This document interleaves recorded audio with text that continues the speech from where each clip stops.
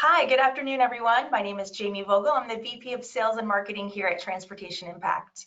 I'd like to welcome you to this first episode of our Let's Talk Ship webinar series.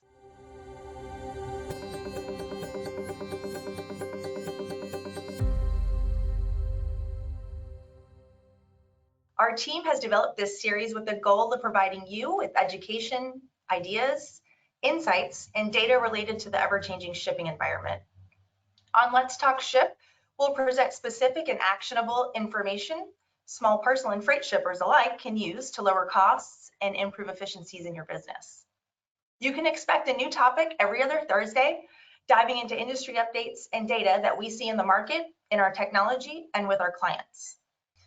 So today's topic focuses on recent service, rate, and tariff changes announced by the carriers, also the why behind it all, plus how the market and our clients have been affected. Today, my special guest and industry expert is our very own Chief Operating Officer, John Howard. John, welcome, and thank you so much for being my first guest. Thank you, Jamie. It's a pleasure. Absolutely. And John, I don't even think you and I have really talked much about this, but one of my goals and the team's goals was to ensure that this webinar series was built on a foundation of education. And we believe when we started this that everyone can be a professional ship talker. We have our pins to proudly display it today, which are available to our audience as well, and we'll tell you how later on. But we have a full audience today of people across many industries, functions. We've got clients, hopeful clients, strategic partners, other industry experts, and even competitors on the line today. And we just love that. So a big welcome to our audience also. John, I wanted you to be our first speaker in this series because prior to joining the TI family in 2012, you worked 24 years at UPS. In your career, you had so many capacities and functions that you worked in: operations, marketing, finance, and ultimately corporate revenue management. As you look back at your career and your last 8 years here with the TI family, I'd love for the audience to hear a bit more about you and what you bring to this topic today. Yeah, sure. Great, Jamie. Having the experience in all of these roles really taught me some critical insights into the carrier cost structures, their expense levers, even customer buying criteria, competitive dynamics, and then ultimately the rate and discount strategies, all of which have been huge in my benefit, bringing value here for TI. Absolutely. And those are exactly the things we're going to touch on here today. As I think back over the last 3 or 4 months, you and the rest of the operations team have seen so much rapid change from a global perspective all the way down to our client base. I'd love for you to tell us about the changes you and the team saw in the small parcel shipping market specifically and across our client base when this pandemic started. Yeah, sure. Well, first of all, our company, we live and breathe small parcel, truckload, LTL, and we monitor approximately 1.5 billion in annual spend for our clients. So we see a lot of data, we grab a lot of content on packages, and the first thing we saw, which occurred rather quickly, was a decline in our freight movements, and this was not totally unexpected. As one of the first indicators of supply chain disruption is generally felt further up the supply chain. As an example, in the ocean and cargo markets, there were and there still are a tremendous amount of blank sailings. But I will say that FreightWaves has just recently reported on a positive note that a lot of the imports from Asia are up as much as 200%. So we're hopeful that things may be recovering, but we'll get into that a little bit later. But they need to understand that global challenges do still exist. As an example, North America moves in and out of North America are still challenging due to capacity constraints. And unfortunately, that's keeping a lot of pressure on the rates. Those rates are up approximately 60%, and they're going to remain up until ships and capacity can be brought back online. But if I get back to the small parcel market, we first saw declines that week of March 9th, and that continued for another 4 weeks up until April 6th. And that's when we started seeing the recovery. It was during this 5-week decline, though, that the largest single decline was actually approximately 24% for our business. So you may think that that doesn't sound like much in the big picture, but what was happening is there was actually an e-commerce explosion that was sort of offsetting some of the declines in other areas. If I can elaborate there for a second, just to give you an example, if you look at e-commerce first quarter of this year, it was up just under 15% versus last year. That represented about 13% of all of retail sales. But then came April. And in April, the retail sales plummeted into negative territory. But we have just recently seen some good news. On Tuesday, the government reported that the May retail sales had shot up to almost 18% versus April's decline. And, you know, this is a strong positive signal that's a result of the reopening. And it's actually estimated that e-commerce could have been as much as 30% of the total retail sales for these last few months. So, you know, I remain cautiously optimistic as the retail sales are still down about 6% from last year. And when you look at it compared to pre-COVID levels, it's still about 8% below where they were in February. Looking closer at our data, some of the metrics that we saw, this e-commerce explosion manifested itself, you know, in a shift from the ground commercial deliveries to residential shipments. It's that B2B shift to a B2C environment. Pre-COVID, you know, our product mix of for our customers hovering around 60% of that was commercial deliveries, and approximately 16% was residential, ground residential. And then another 6% was the postal products, the hybrid SurePost and SmartPost. So total residential was sitting around 22%. But since COVID or during COVID, that ground commercial metric has dropped from 60 all the way down to 40%. And then the resi on the flip side of that has increased from that total 22 all the way up to 46%. We also saw some industry impacts through our customers. The consumer discretionary companies, you know, they were either thriving or they are struggling during this time. Some of the ones that are on the positive side of this are, you know, the athletic apparel and equipment companies, sporting goods manufacturers and retailers, things like fishing, cycling, golf. Those businesses, anything that's done outside, are seeing a tremendous uptick. Also, retailers and suppliers of office furniture and technology equipment, as more people were setting up home offices, those businesses were up. Prescription meds, medical home supplies, school supplies, as kids were doing distant learning, those businesses were way up. But if you look on the other side of the spectrum, you know, companies that deal with jewelry, we saw automotive, particularly aftermarket parts, and others, those had actually plummeted. Taking a look at services and the service switch, it was kind of interesting. We did see folks move away from premium service usage due to choosing less costly options. If you look at that mix within our client base prior to COVID, that was sitting around 17% of our packages, and it dropped as low as 11%. So we've seen a lot of change from just the mix of packages, the services being used. And, you know, I talked about the 24% decline, but you're either one of the haves or the have-nots if you're an organization as far as where you fell in that spectrum. Yeah, and that's been one of the things that's been so challenging for the United States economy. And, you know, even that service change, John, you know, we've speculated here in our office and heard from some of our clients that, you know, the decline in premium service usage was not only, you know, a conscious cost saving effort, but carriers suspended their service guarantees. So why pay the higher price, right? So as true consultants and trusted advisors to our clients, we really have the unique opportunity to be a part of why they're making those decisions. So what are some of the things shippers were thinking about then versus now?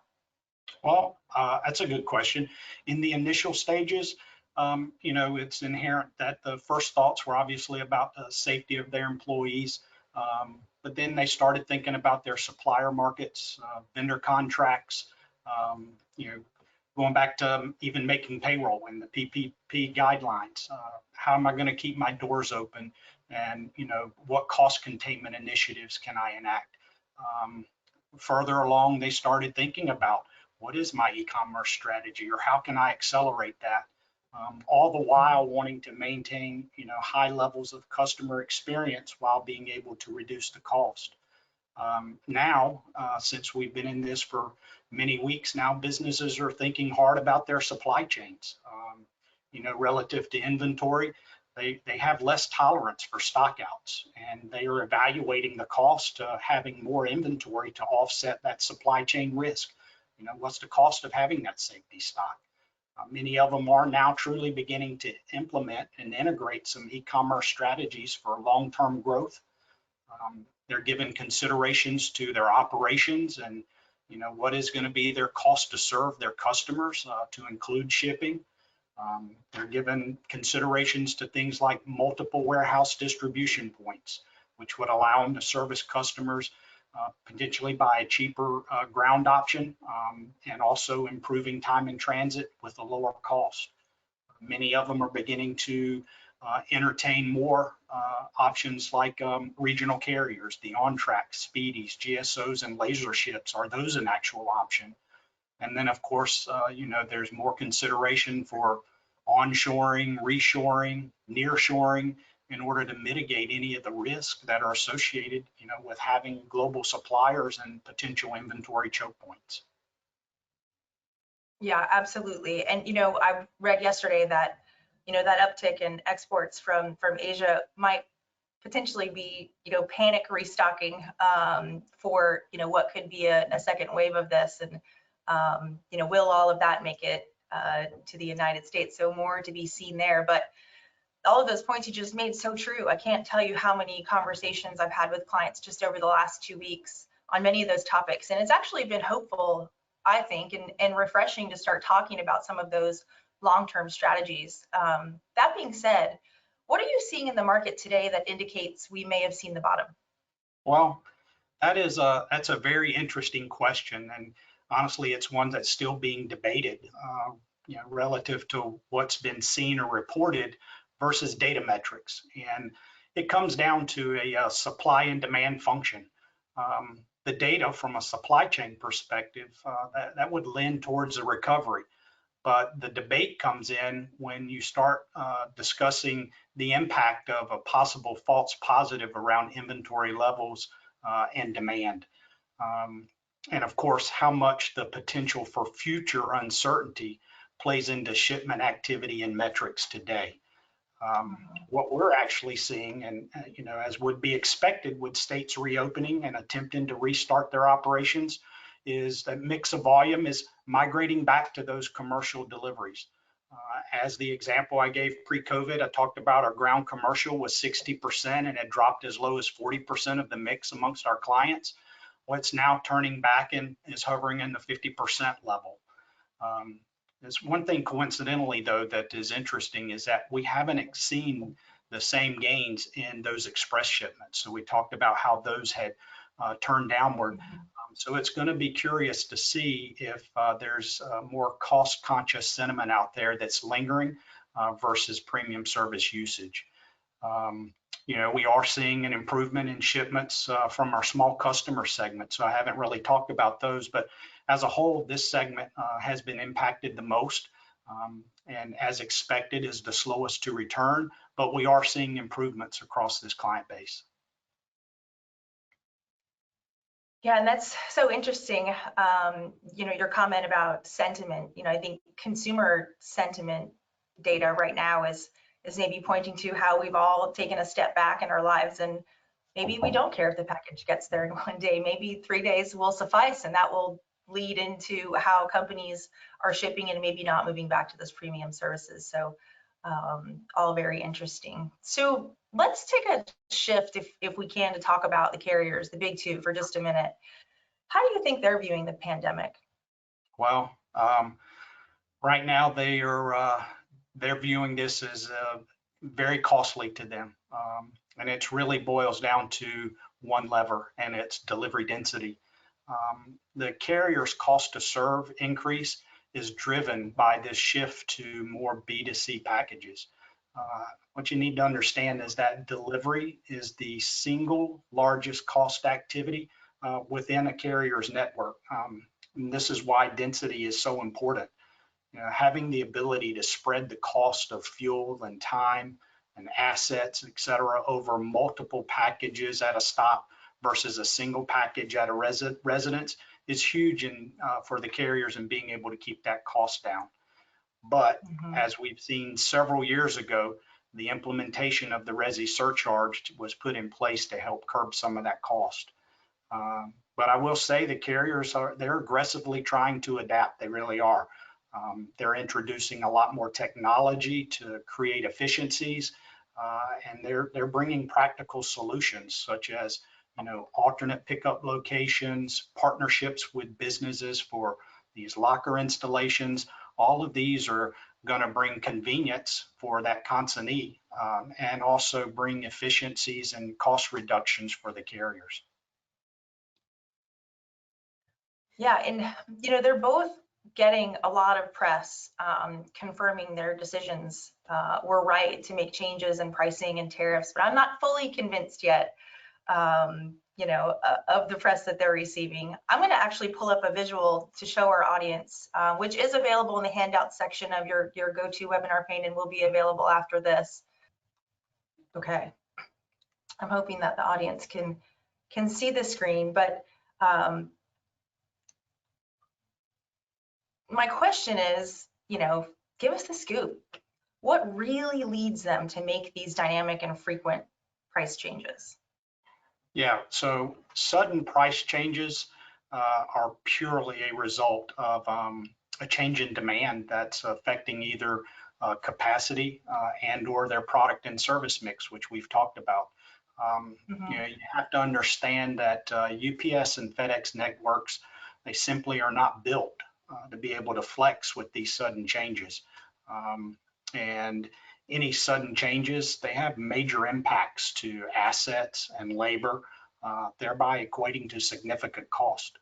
Case in point, a few peak seasons ago, both carriers, but UPS more so, was affected by an unexpected and unplanned level of e-commerce orders. Because of this, their service was horribly disrupted, and customer dissatisfaction and diversion was the outcome. But out of that came what is now referred to by both carriers as the peak season surcharges. Since then, the shippers, they now incur additional charges for residential deliveries, additional handling, large package, etc. And just to be clear, these are additional charges on the existing surcharge. So call it a surcharge to a surcharge.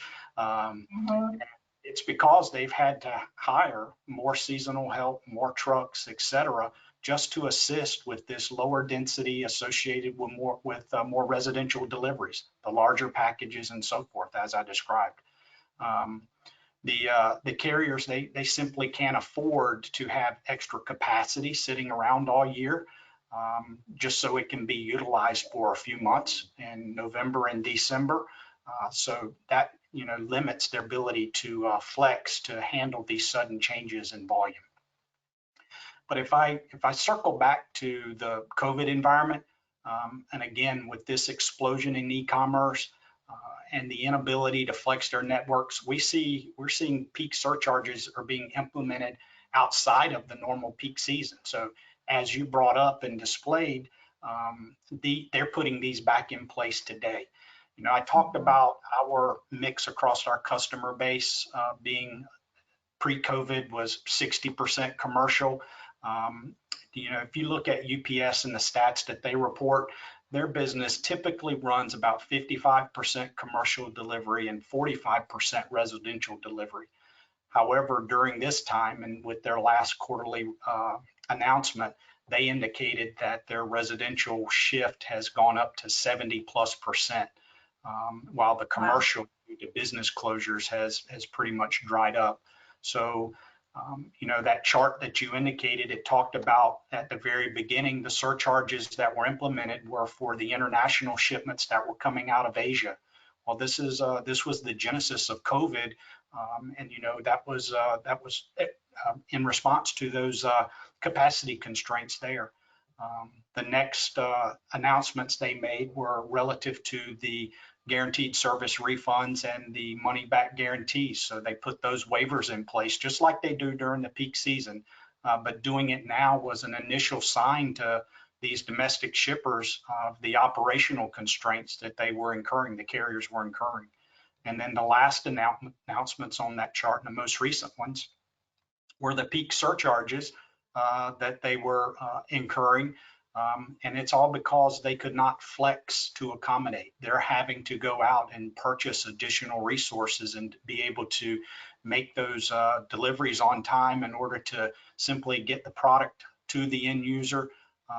And in this case, UPS reported they're having about a 10% uptick in the amount of miles driven, and their number of stops have jumped 15%. So this is all bringing additional cost to the network that they simply were not prepared for. Sure, and those numbers might seem small, but to a company like the two big carriers, that can definitely have some significant impacts. And those stats, that could certainly be a leading indicator. We haven't seen the last of these frequent changes. Absolutely. Yeah. So what do shippers, John, in your opinion, need to be doing to educate themselves and avoid or mitigate these additional costs that they weren't planning on? Yeah, well, I think the first thing that they need to do is they need to have an understanding of what the future of their shipping is going to look like. They need to be asking questions like, is it going to remain the same? Are they going to move to an all e-commerce or integrate more e-commerce into their strategy? Is their geography of the customer base likely to change any? What about the size of their orders? Is this going to lead to changes in packaging? Things like, does a 3PL become an option? And then once you have an idea of what your go forward strategy looks like, the second thing you need to do is you got to understand what the impact to your business is going to be. And in that regard, I'm not just talking about what happens to your volume or your spend, but you need to have an understanding as to what the impact would be to your package DNA and your shipping profile. And when I say that, what I'm talking about is the weight of your packages, the dimensions, the destinations, the services utilized. And you need to understand that from a carrier perspective, there's really only two things that drive revenue from a package, and that's the weight of the package and the distance that that package will travel. If you go to a rate and service guide today and you pull up the metric as to how much you're going to charge, it's based purely on two factors. You're going to have the weight down the left side, and you're going to have the distance across the top of the page. You join those two, and that's your charge. But it's also important to understand what the cost drivers are to a carrier as it relates to a package. And that's going to be the delivery type. So is it going to be a residential delivery or a commercial delivery? Again, because density is key. And then the dimensions of that package. How much space on an asset is that package likely to consume? Third, you need to assess any associated impacts due to surcharges. It's very important to understand that surcharges can add 50% or more to the cost of the shipping. You may be asking, well, how do I get this? But all of this information is contained in the carrier data files that are specific to your shipping. And arming yourself with your data and understanding how costly your shipping profile is to the carriers is truly the key to effectively mitigating some cost. And, kind of bringing this back, for example, given the shift in the service mix for the carriers to less profitable residential shipments, well, if you happen to be a B2B shipper, you've got a lot more leverage in negotiating today. But conversely, given capacity constraints, if you're shipping bulk lampshades or bicycles, there's just not much room to improve that pricing. Yeah. Those are great takeaways. Thank you for that. So I'm going to round this out with one last question, then we'll take questions from our audience. So John, as you think about the future, what do you think that looks like for shippers? That's another intriguing question, and I'm just going off of what I see and read and can surmise. But first off, in general, I think shippers need to prepare for an overall decline in economic activity. The IMF is projecting a 5.2% contraction in global GDP for this year. For the US, that number is looking like a negative 6%.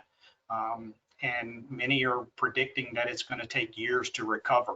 Some are saying this recovery is not going to be a V shape nor a U shape, but it's going to look more like the Nike swoosh, with real GDP not catching up to previous projections, possibly until 2029.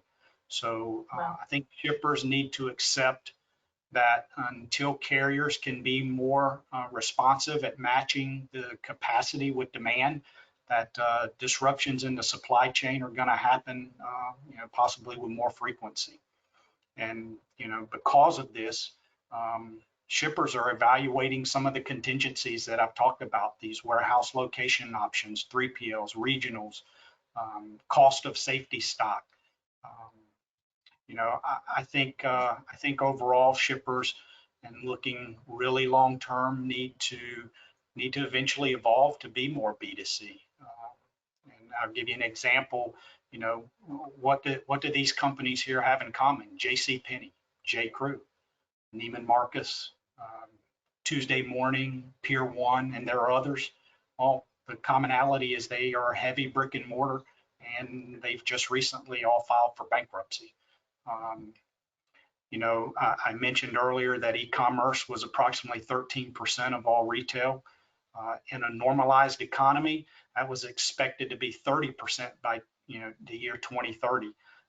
But the effects of what that looks like, well, we're actually seeing it in this pandemic now. So it's a good example of where we're likely are headed.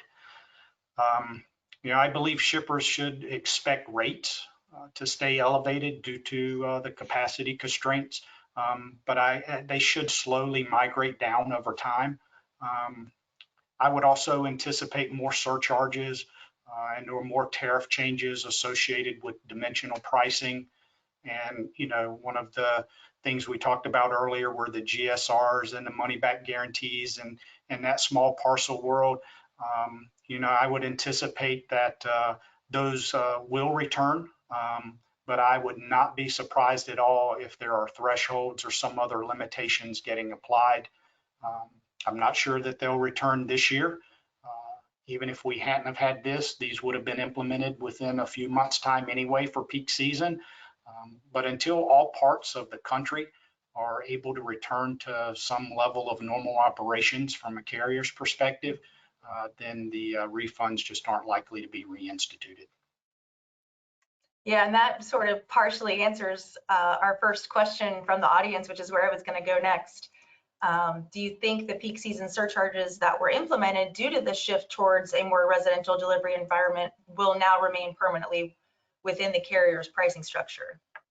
Yeah, it's, as I said, I don't know if they'll return this year. I do think they'll return either with some thresholds, maybe only for the premium service offerings. We'll just have to see. It is interesting. We took a look at our data, and during, with the idea of truly trying to see, is the proportion of failures gone up relative to volume. So if you normalize the volume and you look and see what would have been service failures or what still are service failures, you just can't file for them. The carriers are struggling, and those failures, that failure rate is up 24% on their end. So that it just tells you the amount of pressure that they've been under and why they've implemented the or removed the waiver opportunity. Wow, that's really interesting. 24%? Yes, that's a lot. Across both carriers? Correct. Wow. there's been some disparate information out there about that, so I'm glad that you brought that up. One of the other questions we had, John, which I think you've also partially answered, do you think the money back guarantee waivers, the suspension, will remain in place through peak? Yeah, so like I said, I believe it will for this year. We're only a few months. They would have been put in place in November anyway. And like I said, I don't see those coming back. The carriers simply aren't going to open up portions of the country and remove those waivers when, packages are being distributed all over North America. So, not having the long-term visibility to know, exactly where the packages are going to be delivered, they simply, aren't going to open that up until the country is fully operational and back and running. And given where we are, we're almost in July. I just don't see it happening this year. Yeah. I think we're all sort of looking at life in 6-month periods at this point. This is a really good question, this next one, John. Do you see DHL trying to expand even more in the domestic market to take advantage of the capacity issues of FedEx and UPS? No, I do not. And, DHL had a tremendous endeavor to penetrate this market years ago, and they really gave it a good run. But at the end, they just couldn't overcome the network reach of UPS and FedEx. And I don't think that they're anywhere near right now being able to compete. I talked about regionals earlier. I think regionals are going to be more of a competitive option for UPS and FedEx. And also, I think this opens the door for the post office too to secure more business. But I don't see DHL being a domestic player here. I think they will continue to be able to pull business from an international perspective. I just don't see a lot of growth for them here as a result of the pandemic in the U.S. Yeah, they're good at international. I think so far they're staying in their lane. Yeah. We've got time for a couple of more. What effect do you think Amazon will have on the future of this market? Amazon is going to continue to make inroads. They, as everyone knows, they have been aggressively building out their market. They still have the goal of being able to reach their customers. Now it's not just 2 days, but it's 1 day and same day. And I think we're going to see a continued push in that direction. Although I will say that the challenges that we're having over these last few months have slowed that momentum for sure. Amazon has had a tremendous amount of public challenges with resources during this time. They've had capacity constraints. I think I just read this week or last week where they're trying to hire literally thousands of people to help service their business. And, that's another point to bring in, is that at some point labor potentially is going to affect everyone. But, I think they will continue to be a player in this market, and it's no longer going to be striving for 2-day delivery anywhere. Consumers are going to want next day or same day, and I think that's where all carriers eventually will be heading.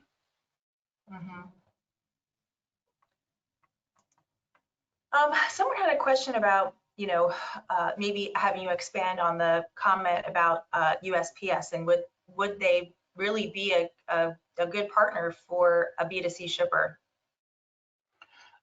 Yes. So with a caveat, historically, the post office has not been competitive across the weight and zone matrix.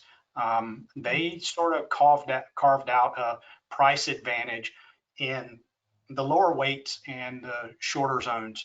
I should say lower weights through the zones up until maybe about a 4-pound package, zone 4 or 5 or so. So if you're a shipper that has a product that fits inside that box, I think that's an absolute great opportunity for you. The question is going to be, there's been a lot of discussion about what direction is the post office going to go in the future. There's been a lot of talk about the necessity for rate increases in order to make that a viable business. And we'll just have to see how much pressure that puts on shipping cost for businesses. But their service is, they got a very strong service. They've improved their technology.